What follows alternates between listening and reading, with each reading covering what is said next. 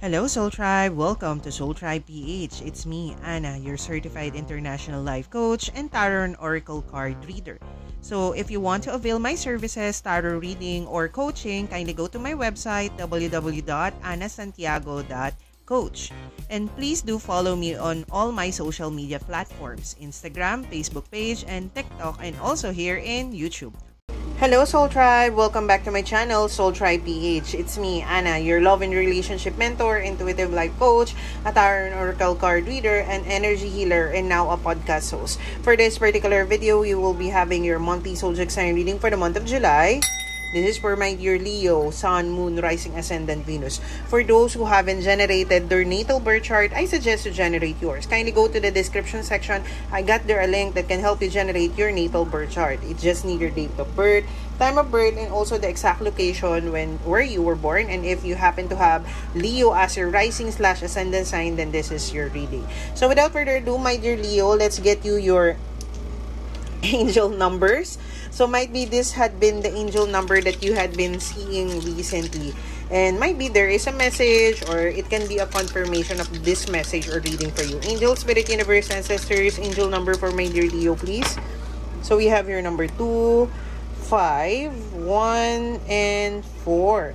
So kindly go to Google search engine, search angel number 2514. Might be there is a certain message for you, or a certain insight that you needed to know from that certain angel number. You might be seeing a lot of 22, 222, 25, 25, 55, 555, 1, 11, 111, 11, 11, 14, 14, 444, and 444. As a confirmation of this reading, and also I'm seeing 1010 at the side, 1010. Okay, so that is the angel number for you, my dear Leo. So let's proceed now with the certain reading. So if you just came from my TikTok account or Instagram or Facebook page, nag-upload ako ng teaser regarding your reading for this month. So for a while, let's have an incense first, so that to cleanse the certain area.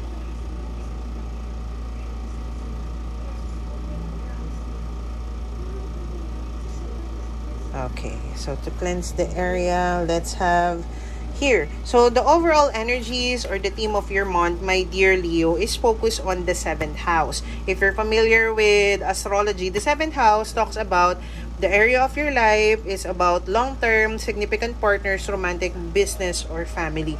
So this is the month that you will be finding your soul family, soul tribe, or your partner, future spouse, or probably new partners in business, in career, in finances. But for you to attract those certain individuals, kasi for us to establish a healthy, loving, committed relationship with other people around us, we need to have that healthy, loving, committed relationship with ourselves first.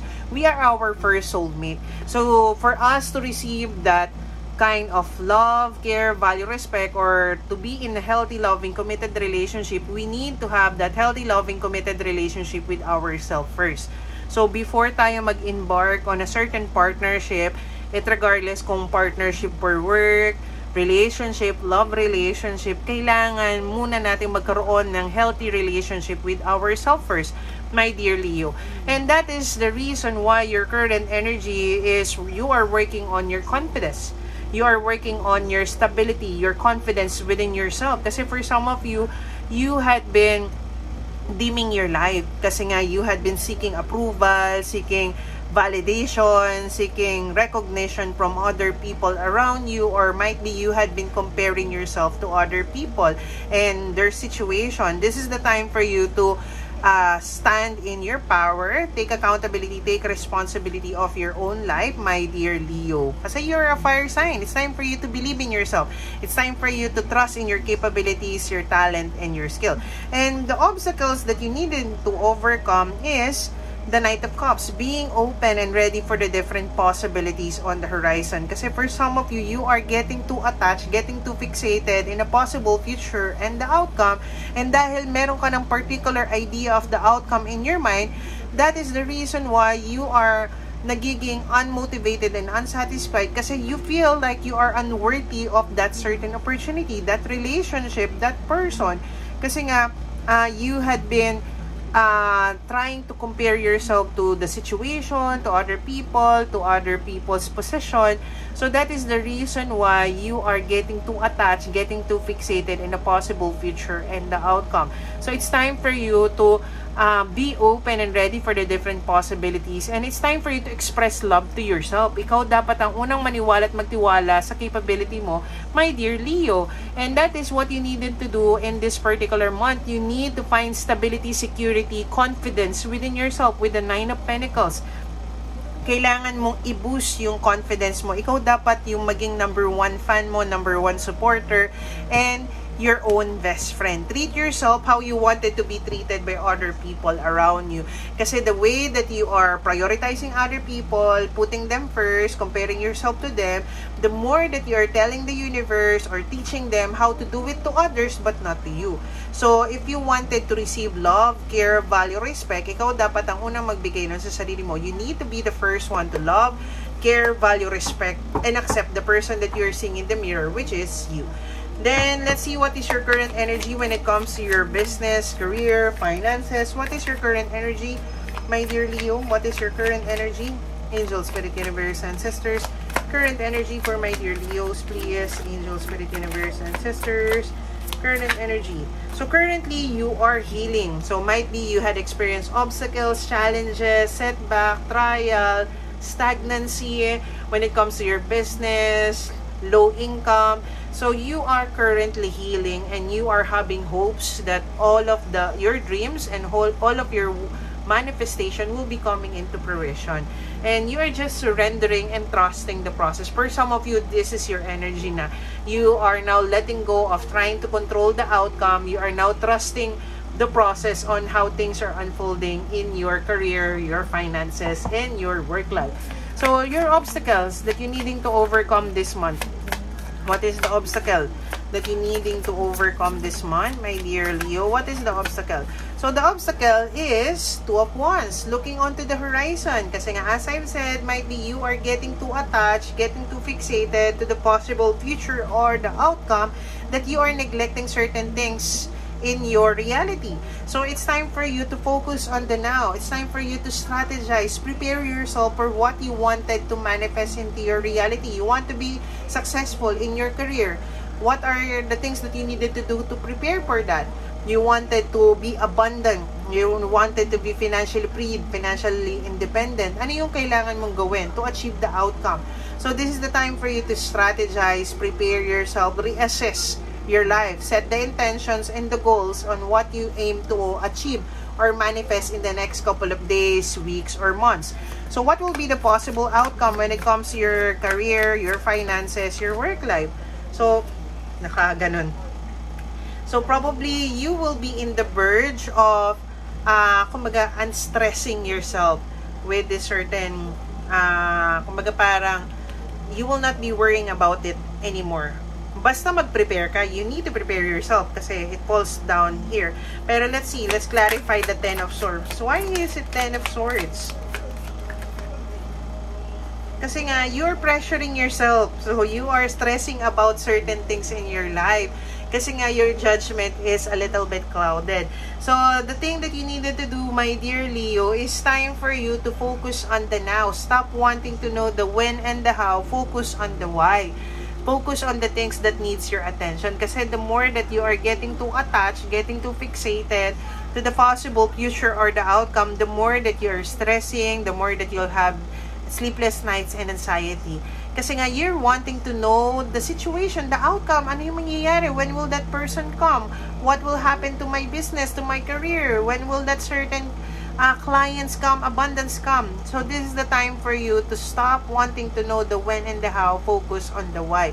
Kasi the more that you are clinging on to those certain idea of the outcome, tapos hindi nangyari yun based on how you are anticipating, and the more that you'll end up unfulfilled and unsatisfied. And that is the reason why if you don't strategize, if you don't set the intentions and the goals, you will be stressing out on certain things because your judgment is clouded. Kasi hindi pinakikita sa'yo ng universe yung mga paparating sa'yo. So, this is hidden from you. So, this is time for you to trust the unknown, trust the process. Remember, my dear Leos, the important thing is not the future, it's not the outcome, it's not the money, it's not the relationship, it's not the possession. The important thing is the now. What you needed to do as of the moment. What are the lessons, insights that you needed to learn from everything that you are encountering. Okay. So, when it comes to your relationship, your love life, regardless if you are single, in your self-love, self-care journey, marriage, boyfriend, girlfriend, ex, twin flame, soulmate, let's see what is your current energy. What is the current energy of my dear Leos when it comes to their relationship? Empress, you are nurturing yourself. You are putting yourself first. You are loving yourself, valuing yourself, and respecting yourself. And you are having faith. With the Empress here, naniniwala ka, you are believing that everything will be working out the way that it have to be. Kasi, di ba, during pregnancy, you don't know kung ano yung nangyayari inside of the wound of the mother. Same thing in what you are manifesting. When it comes to your relationship, if you want to have a healthy, loving, committed relationship with someone, you need to have that healthy, loving, committed relationship with yourself first. So this is the time for you to nurture yourself, love yourself, put yourself first. Kasi how you are treating yourself, loving yourself, valuing yourself, and respecting yourself, my dear Leo, it's how you will be receiving it from others, not the other way around. What will be your obstacles? What is the obstacles of my dear Leo? Angel, Spirit, Universe, Ancestors. What is the obstacle? So, the obstacles is taking accountability. Wow! Divine counterpart. So, the obstacles is bringing balance in your masculinity and your femininity. Kasi sometimes, we tend to be in our masculine, taking action, taking the lead. We wanted to do this, we wanted to do that. We tend to be the giver to other people. So, this is the time for you to give to yourself. It's time for you to receive. Kasi the feminine is the one receiving and the masculine is taking action. So, for you to be able to receive a healthy, loving, committed relationship, you need to give to yourself first. Give to yourself the love, care, value, respect that you deserve. Kasi the way that you are treating yourself, loving yourself, valuing yourself, and respecting yourself, you are setting the standard on how you're going to receive that certain love from that person, from that relationship. Kasi having a relationship and having a partner, my dear Leo, it's only an additional in your life. So, kung ano man yung love, care, value, respect that is going to come from your partner, your husband, wife, boyfriend, girlfriend, it's only an additional. It's not their obligation to love you, to respect you, and to value you. It's your obligation to yourself. So, what will be the possible outcome? So, Three of Pentacles, you will be working out. Meaning to say, mag-work out yung relationship ninyo once you work on yourself. Kasi the key, again, to healthy relationship, healthy partnership, is not only establishing or building the relationship with other people. It's building that relationship with yourself first. Kasi you are your first soulmate. The way that you are treating yourself, loving yourself, valuing yourself, and respecting yourself is how you're going to receive it from others, not the other way around. So, let's see what is your oracle guidance, my dear Leo. What is your oracle guidance? Angel, Spirit, Universe. Oops. Oracle guidance mo is Melchizedek, higher learning. You have learned from experience. More inner study is now required to further progress. So, it's time for you to go within. Use this time to contemplate on what you wanted to manifest into your reality. We are the creator of our reality, my dear Leo. It's time for you to be mindful what you think, what you imagine, what you visualize, what you speak, because that becomes your reality. So, let's see what is your angel message. Your angel message is, I am inspiring, number 21. So, you are highly creative with a strong will to succeed. Your imagination is highly charged. It reveals itself in everything you do, from your sparkling conversation to your most prized project. It's time for you to inspire yourself. Other than inspiring other people, ikaw naman yung mag-inspire sa sarili mo to, kumaga parang, to take that risk, take the leap of faith, step outside of your comfort zone. It's time for you to walk the talk. It's time for you to take the lead of your own life, other than following other people, following the crowd. Kasi for you to be able to be a good leader, you need to be a good follower. Okay? So, it's time for you to follow your own beat. Follow the beat of your own drum. So, it's time for you to inspire other people, show your authenticity, show the world the real you. So, it's time for you to be creative. So, that is being asked from you, my dear Leos. What is your affirmation, my dear Leos? What is your affirmation? So, your affirmation, sige, dalawa. Sabihin, dalawa eh. I am prepared to take advantage of the great opportunities presented to me, and I am listening to my intuition and being guided every step of the way. So it's time for you to listen to what your intuition is telling you. Meaning to say, sometimes we are disregarding our intuition kasi we are waiting for the answers from people around us, wherein the answers that we are seeking is found within us. And this is the time for you to prepare yourself for what you are manifesting into your reality, kasi you are the creator of your reality. You have to be the first one to like, love, respect, and accept the person that you are seeing in the mirror, which is you. So, kung ano man yung treatment that you are giving to yourself, that is how you will be receiving it from others, not the other way around.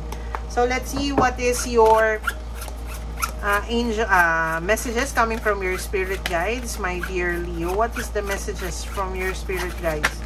So, your messages, we have your spider. So, trust the creative spark you're feeling and express it through writing stories that inspired and enlightened. Kung hindi ka creative by writing, you can speak it out. It's time for you to post that content. It's time for you to inspire other people. It's time for you to share your story.